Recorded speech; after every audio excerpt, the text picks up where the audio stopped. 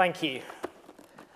Heidrick & Struggles is the oldest provider of senior leadership consulting, culture shaping, and executive search. But more than that, we're an extremely proud member of the British Hospitality Association and have worked with Ufi and team over the past months on a number of different projects. In April this year, we jointly published a report called Leading Through Uncertainty, which looked at the views of leaders from across the sector. So hoteliers, pub leaders, restaurant brands, visitor attractions, through to airlines and cruise operators. A number of interviewees actually have been on stage already today, and I'm delighted and very grateful to the following three panelists who I don't think quite knew what they were letting themselves in for when they agreed to be interviewed, that they'd be here, but they've agreed to participate this afternoon.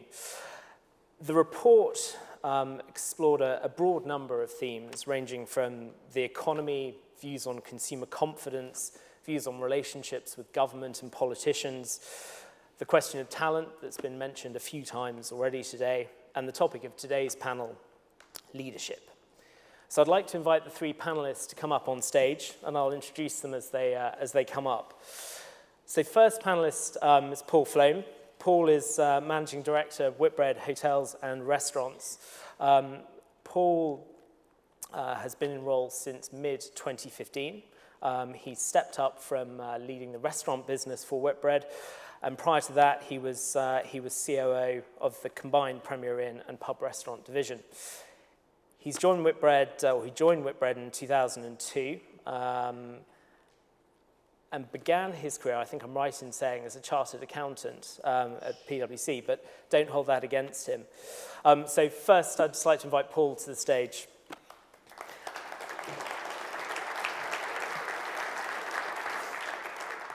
Our second panelist is Catherine. Catherine Rowe, who is the Chief Executive of Elior in the UK. She's been in role since April 2014, following a very successful 8-year history with the business.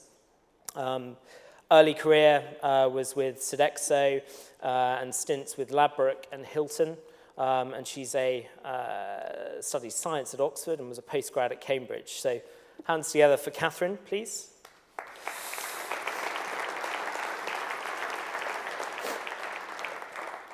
And our final participant is Jens Hofmer. Jens arrived in the UK as Managing Director of Pizza Hut in February 2009. And in 2012, as Chief Executive, he, supported by a private equity firm, bought the business and has spearheaded a turnaround program for the brand, which is focused at putting people at the heart of the business and building success through a fundamental belief in service and developing the customer experience.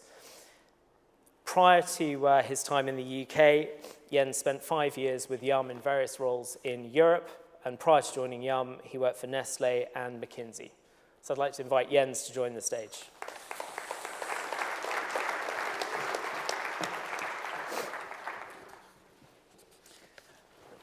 I'll move a bit closer.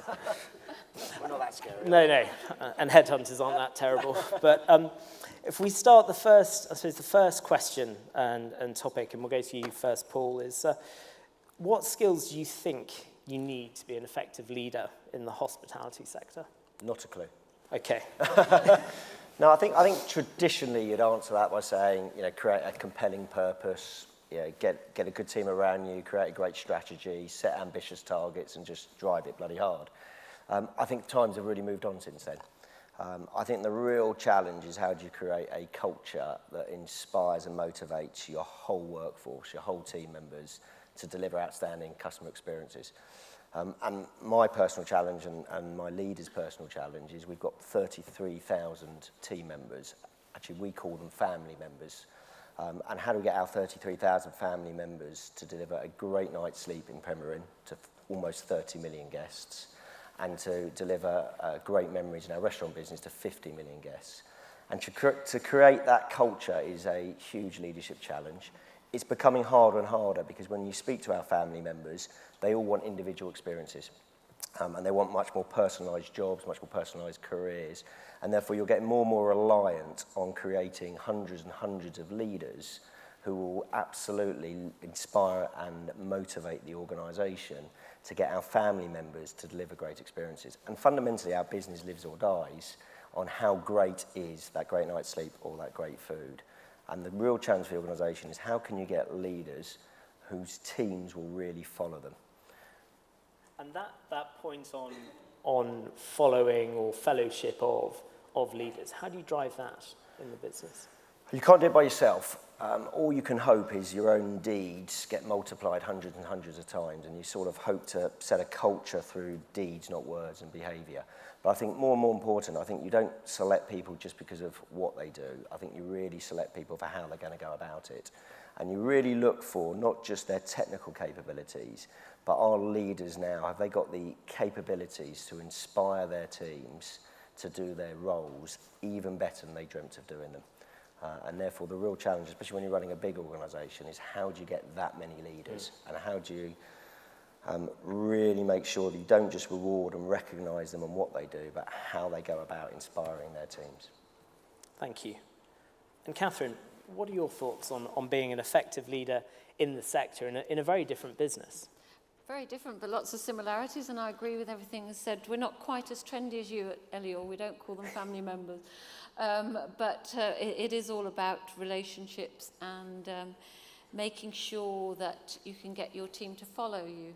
But you've got to, of course, hire the right people, and that's a skill in itself, doing that in the first place. But, you know, really making sure that they know how passionate you are about the business and that you've got a clear strategy and they know that's what that strategy is, and they sort of get very enthusiastic about it. And always be positive. I mean, our business with contracts catering and concession catering, you know, it's quite a big challenge. We win and lose business constantly. It's a constant churn, and that keeps us on our toes. And so it's not that easy as a business model. So you sort of have to appreciate that and make sure you're guiding and helping your employees, not just leaving them to it. And, you know, always be positive and confident. Deal with the highs and the lows. Move on quickly if there's a problem. Learn from it and you know, sort of tutor your teams to work through and learn by mistakes. And don't be remote from them, and don't be remote from your customers and your clients, of course, because I think those days are gone, really, that the ivory tower management. And, you know, be very genuine. It's something that's got to be in you. You can't learn to be, but people are soon quick to pick out the phonies and to you know, they've got to be with you on the journey. So, yeah, sounds easy, but of course it's not. And Jens, as someone who's made the transition from being part of a global hospitality brand to becoming chief executive of a business that you own, I mean, has your view on effective leadership changed?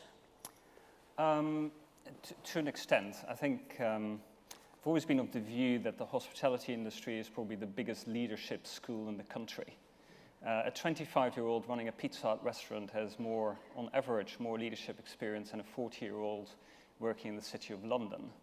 And therefore, I think our industry doesn't only employ a lot of people and give them a great opportunity to start their careers, but it's also an industry that gives people leadership skills at a reasonably young age.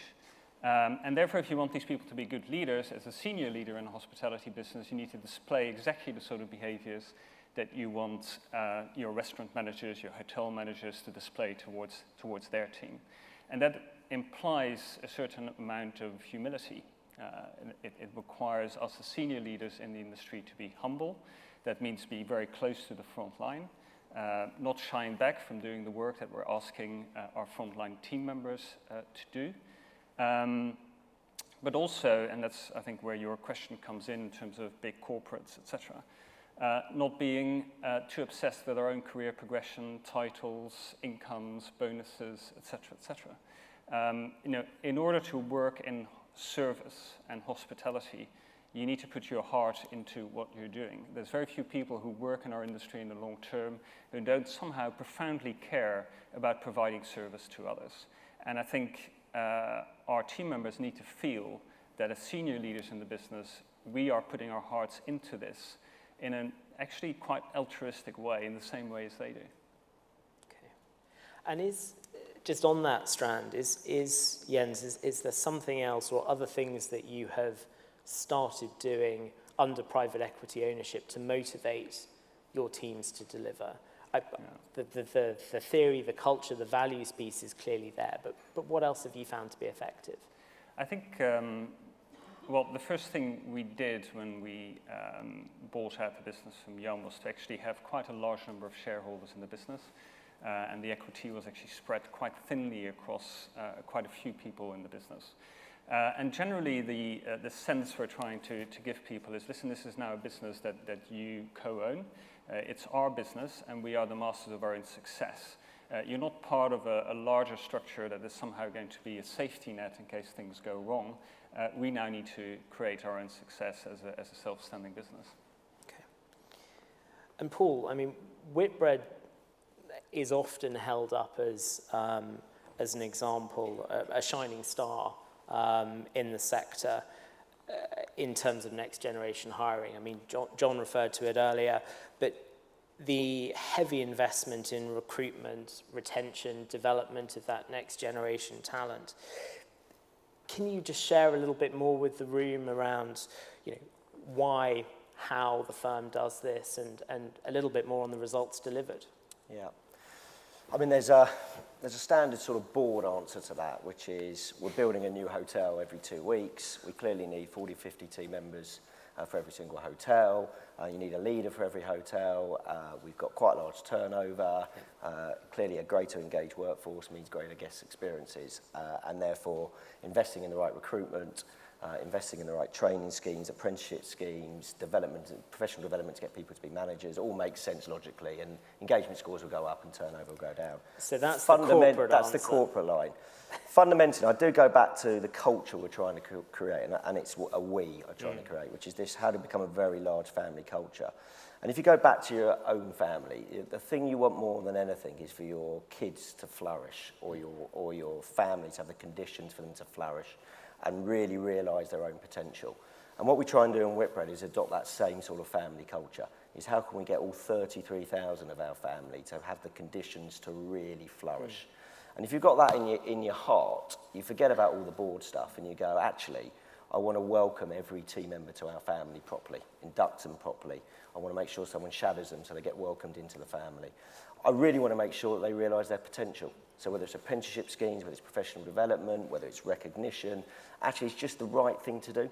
Yeah. And as you do the right thing, and if you really believe in that sort of family culture and you more and more do the right things, actually the results just flourish. And they flourish most because our team members therefore want to do the right thing for our family. They want to do the right thing for our family, do the right thing for our guests. And thankfully, the results have followed off the back of it. But it's all about building a real family culture and putting the entire family at cause. And that's what's driving the Whitbread family to bring, whether it's apprenticeships, whether it's great people in for their first ever jobs, more and more people developing their first managerial positions. Actually, yes, there's a board story, but fundamentally it's about doing the right thing for our 33,000 family members. And as you've given us the non-board answer, do you ever face resistance to that approach? And how do you get around it? Of course, there's always, show me the short-term results, Yeah. flow me. That's always going to happen. But I do think, this is going back to your leadership question, really. I think you've got to act as a leader with real conviction. And if you get all your leaders believing that in the same conviction, you just know it's the right thing to do. And if it's the right thing to do, the results just follow. Okay. And therefore, I think you've got to stand up, be counted, and do the right thing. And Catherine, we've talked a little bit here about next generation employees, but not much around next generation customers and the approach that different organisations take to them. Can you share what you and your team do in terms of that next generation customer? Yes, and it's all about knowing your customers and their ever-changing habits, and also your employees, because we're working together here. And someone mentioned earlier on about the requirements for older people. we have in Elior conducted a study recently on this Generation Y, as it's called, which is proving to be very interesting, in fact. And I've got here a few of the things that came out of it. And we got an expert from Ashridge College, actually, to do the research for us. You know, some of the things are very obvious, and some of the things you realise from your own family or your own children or whatever.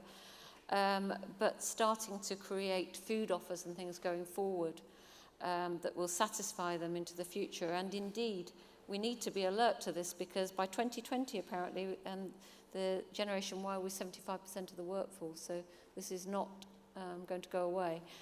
And in fact, the sort of things that we're interested in is that they are habitual snackers, of course, and so they're looking for quick, efficient service. And of course, social media is all very embedded in their lives already. But you know, this is going into all aspects of their lives, in particular food service and how they order food, and you know, along with the speed. So we've got to be very savvy in that area, and it's constantly changing, of course. And the previous session we had on IT was interesting on that. They are aware of the need of a healthy diet, but they don't always do it. And so, you know, it's having that choice there. And they like cooking very much, and probably helped by a few TV programs. So maybe, you know, eating out of home could reduce. Who knows, or a mixture of both. So it's really getting all the research that you need to provide a relevant service going forward, and not just base things on what you think as an aging person, in my own case. Not at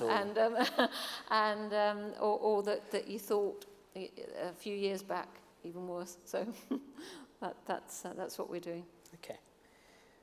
And I think I'm conscious of time and making sure that we open this up to the floor for questions and comments. But we've talked a lot about what's required to be a leader, and some of the challenges that you have all found and faced in your respective teams.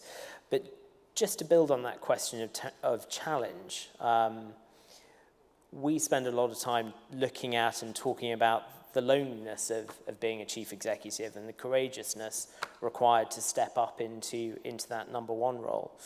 So Catherine, if I can come to you first, what do you wish you'd known before stepping up into the number one role? Well, I've got a very collaborative style, I think, as my colleagues will tell you, but even so, it is, you're right, still a little bit lonely at times when the buck does stop with you. And so, you know, I've learned to be quite calm, to rationalise things. Maybe I have learnt in the last year since I've been in this job that I mustn't be scared of making mistakes, because that's how you learn. As my father used to tell me at school. You learn from your mistakes, and if you don't, you're rather silly. But don't make the same mistake twice, for sure, and I try not to do that. And, you know, whatever you decide to do, have a very clear plan and stick to it, despite what things come and knock you off course from time to time. You know, I see it as some of these computer games my son plays that you're trying to keep on a track, and then things are firing at you from the side, but still keep going. You know, not blindly, of course, but just to, there are ups and downs, and I think, as I've already said, in our type of business, there's highs and lows of just the way the business evolves. But you know, what I think I knew before, but in reality, when you're there leading from the front, you have to know that you've got to preempt all the time. You must think forward. You can't sort of leave things alone and work around where you are at that moment. And so, you know, if I give any advice to anybody who's about to step into a leading role, you know, your time will be taken up. I think if you're doing it properly, you know, because you're always thinking about that next thing and preempting challenges and seizing on opportunities. So that's how I see it at the moment. Thank you. And Jens, over to you. I mean, what do you wish you'd known before you stepped up into the number one role? Well, I wish I'd known how little I knew at the time. You know, I joined the restaurant business from a career in McKinsey management consulting. I was used to. I sort of had the idea that I could step into any business and pretty quickly figure out what the sort of key strategic issues were, and sort of get to the point and get things sorted out. As many of you who've been in the hospitality industry for a long time will know, this is not an industry you can, or a business you can manage with a few high-level strategic ideas and then delegate the execution to the lower ranks in your business. I think to be an effective leader in hospitality, you actually need to have a huge amount of detailed knowledge because there are so many really important details in our business that you just can't miss. And therefore, I don't think this is an industry where you can quickly make very high-flying careers and jump from one job to the next and do really well. I think it's an industry where generally you see leaders with quite long tenures, quite a long time in the same roles, who take the time to really learn the tricks of the trade. I think hospitality is a profession that has to be learned, and I think it's often a lifetime decision to say, well, this is the industry in which I want to evolve and grow. I think the one of the standout points there is that piece of tenure to be credible within the sector. What surprised me when we did the research piece pre-election was that out of the chief executives and leaders from the sector that we interviewed, who between them had businesses with revenues of about £30 billion and just shy of 1 million employees, the average tenure of the leader was 50 months in role. And if we did a similar exercise in the retail sector or in certain parts of the consumer product sector, it would be far shorter. And it was quite an interesting piece.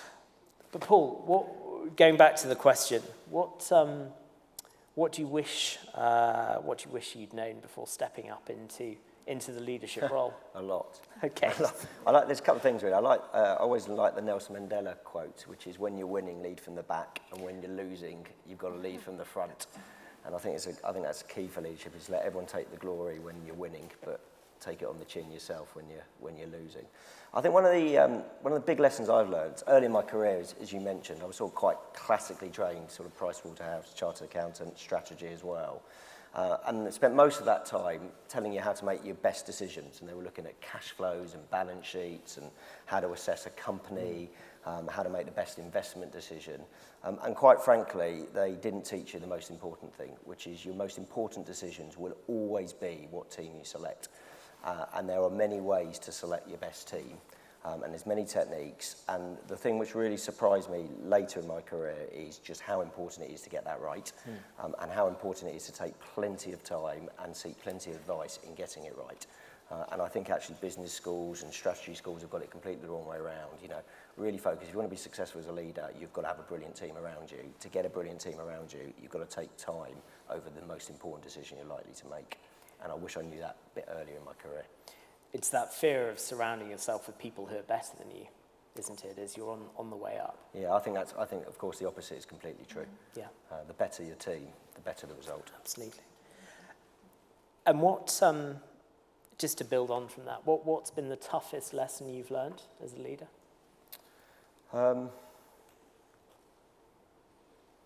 I think that it goes back to some of your earlier questions. The toughest lesson is when people around you are questioning your own conviction.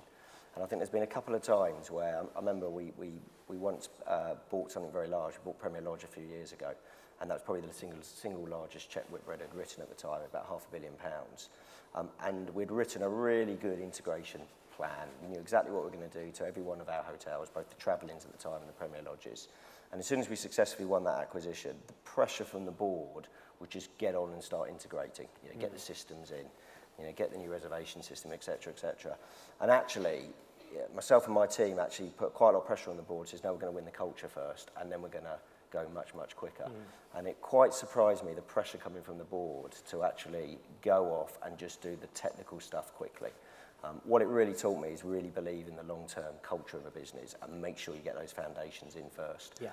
But also, at times, you're going to have to take people on a bit more senior than you and just believe in yourself and believe it's the right thing.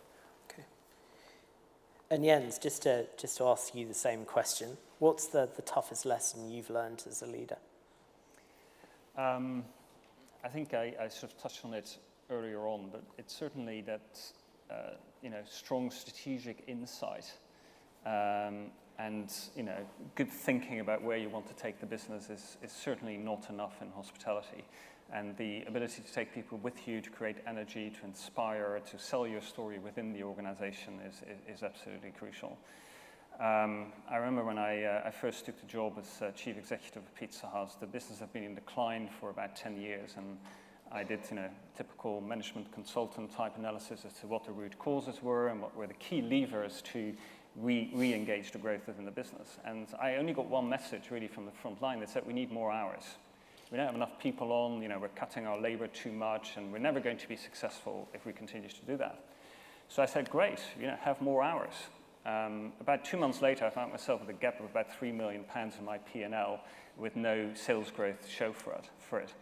And again, it sort of comes back to, things are never really simple in hospitality. They're simple at a high level in terms of you need to give every guest a great experience, et cetera, but how you do that is hard craft, professionalism, lots of attention to detail, and sort of sticking with it for quite a few years. Again, particularly when your business is struggling, and Paul touched on that.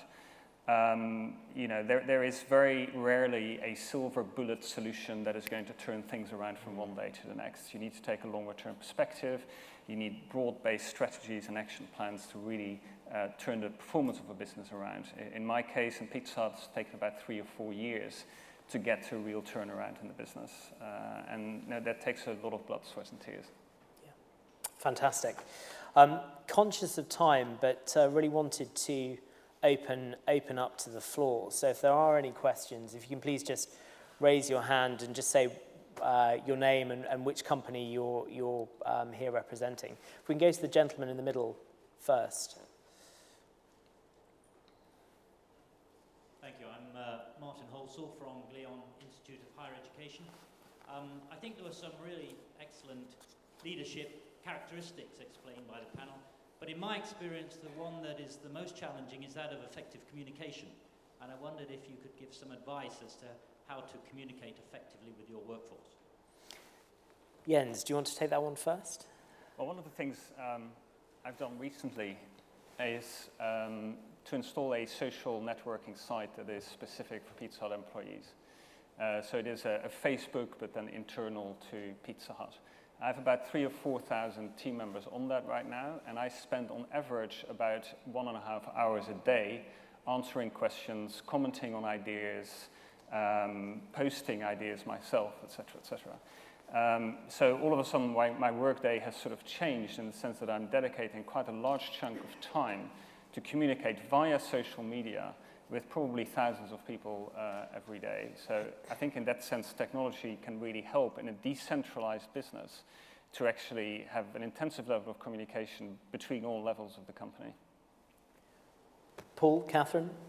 Yeah, and I think communication is everyone's responsibility in the organisation. It's not just the ultimate leaders.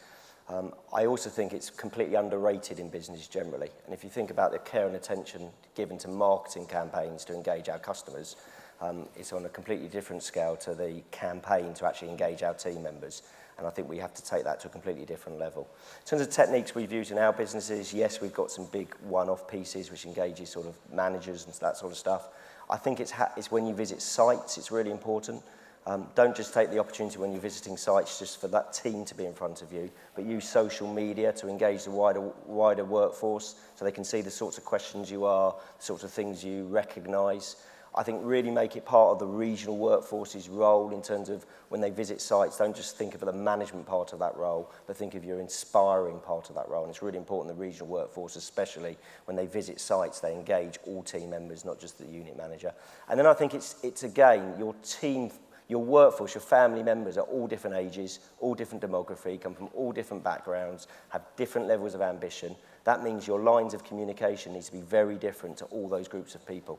And therefore, when you use YouTube, Instagram, and Twitter and Facebook is for one set of our team members, and other forms of our team members prefer more traditional routes. The responsibility is to do it all in exactly the same way you would in marketing and advertising campaigns.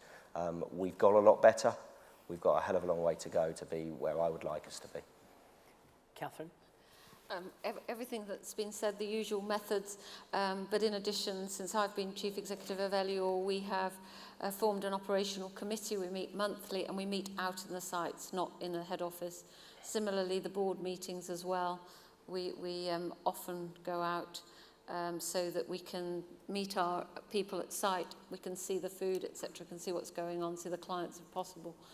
And lots of other things like central conference calls for so many people, and we've got various methods of meeting different parts of the business, whether it's, we have something called senior leaders, which is all the senior people from the operations and the functions.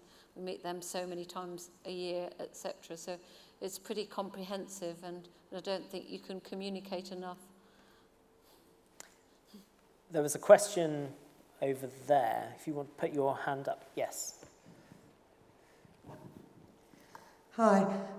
I don't know if this question is actually directed for you, Catherine, because you touched on it, but we mentioned Generation Y earlier as customers.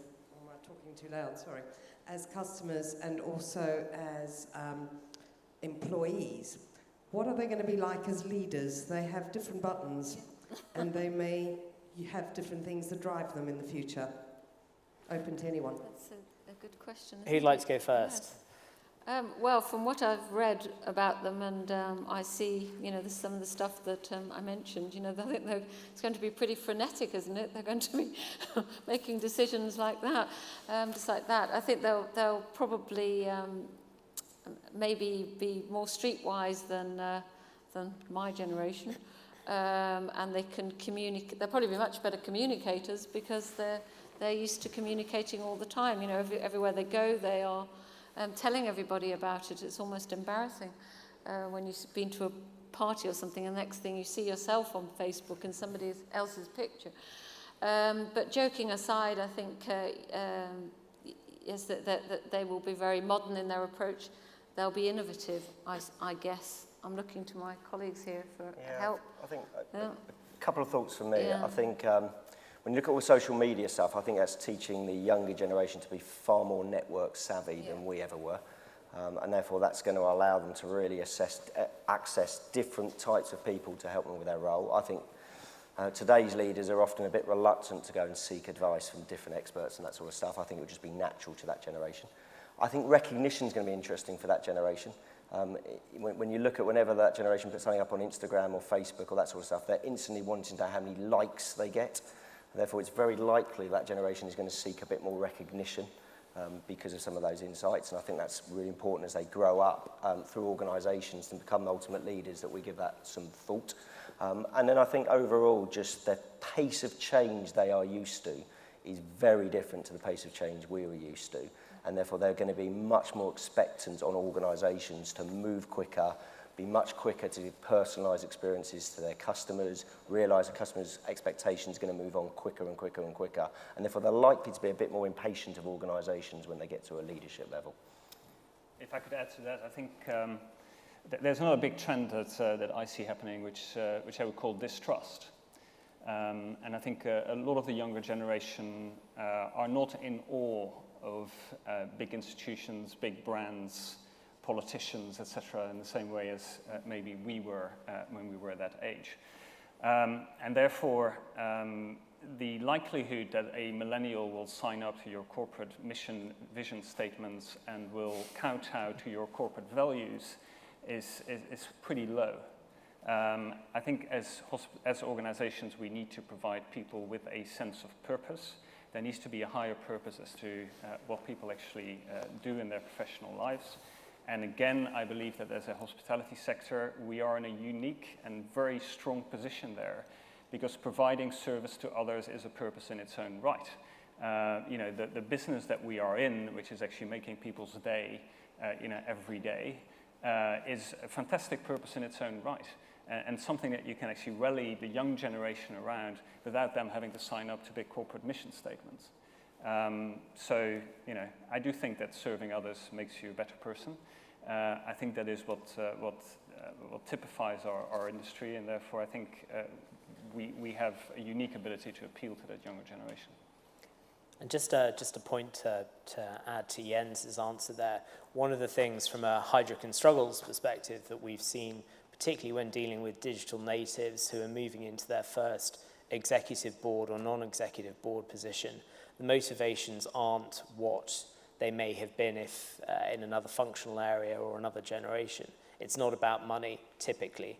It's about purpose. It's about what they're there to do. It's about the mission statement that they believe as opposed to the corporate mission statement. And therefore, clients are having to get a little bit savvier when they're recruiting a chief digital officer or a global head of social media, because the levers that you used to be able to play, which was to throw money to attract the best person in the market, don't work anymore.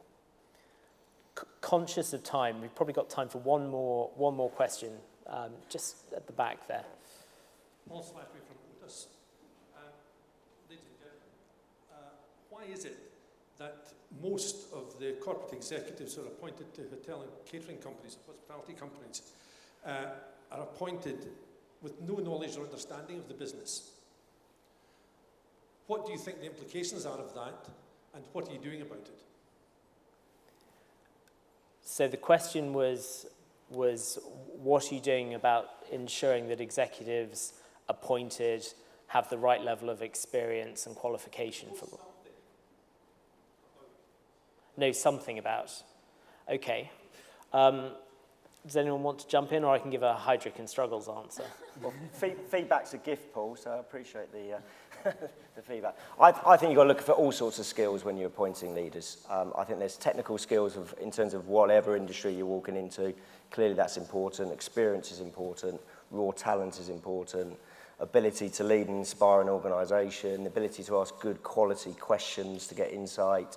The ability to lead a broad brush set of experts. All of those are important leadership questions. And I think when you're looking at your leadership team, I think what you should look at is, have you got a selection of skills amongst the whole of that team which allow the organisation to go to a completely different level, which is, I guess, is the ultimate ambition of most leaders. Therefore, I do think it's about getting a cross-selection of skills. One of the things I do is to send them into a restaurant for a few weeks and work as a team member. Certainly doesn't give you the full range of skills to work in hospitality, but it's a very good start. And it does give you a different perspective by getting people from different industries.